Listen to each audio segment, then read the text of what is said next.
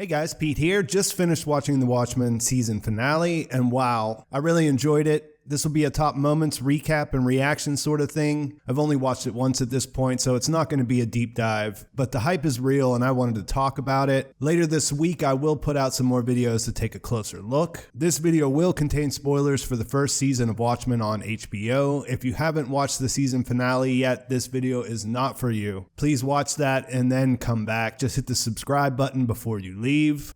We have to start at the ending because that is the elephant in the room. And not that elephant. That elephant was apparently just a host to help clear out Angela's brain after taking Hooded Justice's nostalgia. I'm talking about Angela eating the egg and us not getting to see what happens when she attempts to walk on water. If you're anything like me, you were sitting there on the edge of your seat. I half expected her to fall into the water and not be able to walk on it. But in the end, we don't find out what happens. I'll talk about it as an ending more later when I get into Will Reeves' story and the conclusion of Jon Osterman and Angela's story. Before that, though, I will say that Damon Lindelof, the series creator, spoke with Deadline, and they asked him straight out if this was going to be the end of the series. He says he doesn't know, that's the answer. And to quote, "All I can say is I've consistently believed and still believe that these 9 episodes are a complete story with a beginning, middle, and end. I have to acknowledge that not everyone's going to see it that way, and I definitely don't dispute any opinion that's sort of like there should be more. I just don't feel compelled to continue the story without a reason to do so. That reason should be a creative reason, idea-driven, and I don't have any ideas for subsequent seasons of Watchmen currently." He goes on to say, where I'll paraphrase, that every show's ending, if it doesn't have the destruction of creation, could potentially continue. If anyone's still alive, the world could be continuing. So we'll leave that discussion there for now, and I'll get into my favorite moments of this episode. First on that list is the Ozymandias Lady Trieu parentage reveal. I loved how her mother stole his seed, and I loved how Alexander the Great was staring down as she did the inseminating there in his office. Overall, I think this makes sense. It was pretty good. As soon as I saw the camera pull back and the cameraman was Vietnamese, I was sure that that was how things were going to go, and I really enjoyed that callback to Karnak from the original comic book. I really enjoyed their introductions. I really enjoyed the way that they got to know each other. Her using the idea that no one gives him credit for the wonderful work he did for saving the world. Her explaining her plan to take Dr. Manhattan's power, set the stage. Him challenging her to do it on her own without his help. And of course, him saying that he will never call her daughter, which leads us right into the next one.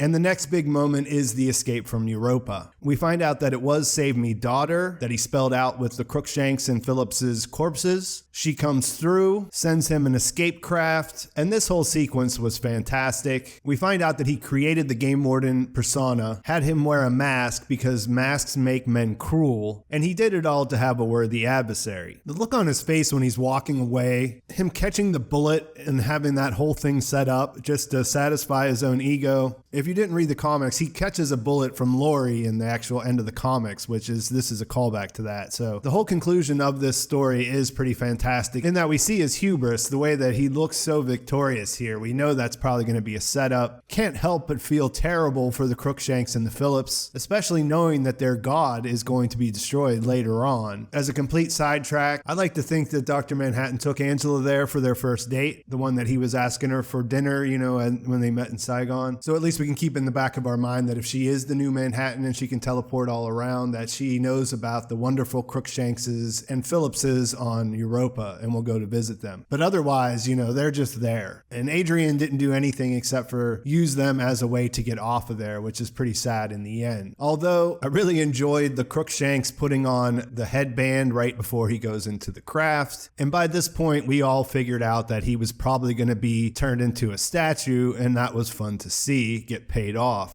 The next big moment was Looking Glass's return. We knew he would show back up, and he did. I liked how they paired him up with Laurie and kept those two characters together. This pays off in a big way later when they're in Karnak, because I kept thinking he was going to shoot Adrian Veidt in the face at any moment to get revenge for the squid attack and all the problems that caused him in his life. We'll come back to that in a second, because right after Looking Glass shows up, Dr. Manhattan is teleported in, and that leads us into the next big moment, which is Senator Keene's big speech. Now, the speech is fantastic on so many levels. We see that his father's been brought in. His father, remember, is the one that got masked vigilantes outlawed back in the 70s. We hear that their problem is based on the fact that a liberal president has been in charge, and that's caused so many problems for the people who used to be in power. And like I said, this really is a fantastic speech. He says, first they took our guns, and then they made us say that we were sorry. And he could say something like, sorry for the alleged sins of people that died generations before we were born. Sorry for the color of our skin, and not see the irony in what they're trying to do here. It's perfect. So we find out what their gripe is, which isn't surprising. We find out how they got the plan to get Dr. Manhattan. We found out that he chose to wear the government-issued underwear that Dr. Manhattan wears in the comic for the big event. And he tells Angela when she arrives that he's going to squeeze her man down like a grape and drink him up, which is great because when we see him later, he looks like the one who's been squeezed as a grape. Speaking of Cyclops, the next big moment is them getting lasered by Lady Trieu. This was completely satisfying to watch, and there's not too much to say about it except for, way to go, Lady Trieu, at least you did something good before your story ended. The next moment would be Ozzy saving the world again. Dr. Manhattan is able to use the Keene goo to teleport them back to Karnak. Ozymandias gets a plan to freeze the squid and start a squid fall over Tulsa that will be like a Gatling gun going off. I really enjoyed how he said it takes one to know one after he called his own daughter a narcissist. I certainly took note when he corrected Looking Glass saying, I saved humanity, you ignorant hayseed. And like I said, the whole time they were there, I just kept wondering if he was going to do something that was going to cause Looking Glass to shoot him in the face. Everything about his plan and the way that it was implemented was great, especially Lady Trieu looking through the hole in her hand when the first squid hits her. And the whole scene at Karnak set up the next moment, which is Laurie's conclusion and the arrest of Adrian Veidt. I wondered about this in the questions video I made right before the finale came out. If what he did will get out there, this doesn't answer that question, but we do know that they took him prisoner in Archie, the original Owl ship, which was awesome that they had that there at Karnak, and they took him into custody. This is a pretty good riff on the comics ending because it's similar to Rorschach sending his journal out. We don't know what effect that's going to have to the lasting peace after things settle down. We know Lady Trieu's been defeated. We know that Jon Osterman, Dr. Manhattan as such, has been destroyed. But when the dust settles, we're really not sure exactly how things will play out going forward. And that part of the ending at least feels like a Watchmen ending.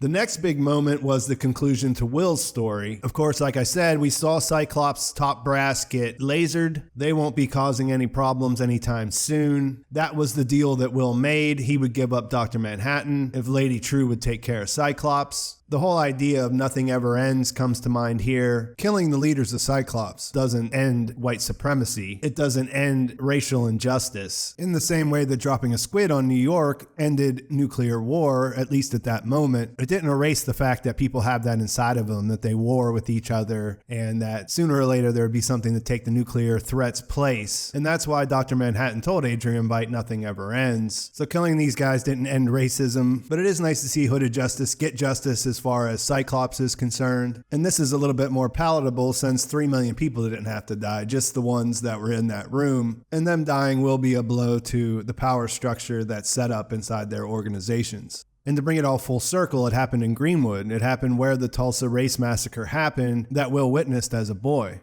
The conversation between Will and Angela was fantastic, filling us in on how he got there, him knowing that she had the pills and took them, so she understands how he became Hooded Justice and what he went through. There's a really nice touch here where he asked her how she felt when she put on the hood, how it made him feel, and she said angry, and he said, yeah, that's right, except for that it was really fear and hurt. He shows sympathy for her in losing Dr. Manhattan, and we learn that it was Dr. Manhattan's plan all along. And I really liked how he said, based on what he could do, he could have done more. He said he was a good man, but he could have done more. And that leads into the final big moment, which is Jon Osterman's end and the conclusion of the Dr. Manhattan, Cal Hatton, and Angela's love story. We learned that it was his plan. He knew he was going to die. In the moments just before he breaks apart, there's a fantastic moment where Angela's trying to get him to fight, trying to get him to stay. She asks him where he's at, and he says, "I'm in every moment we were together,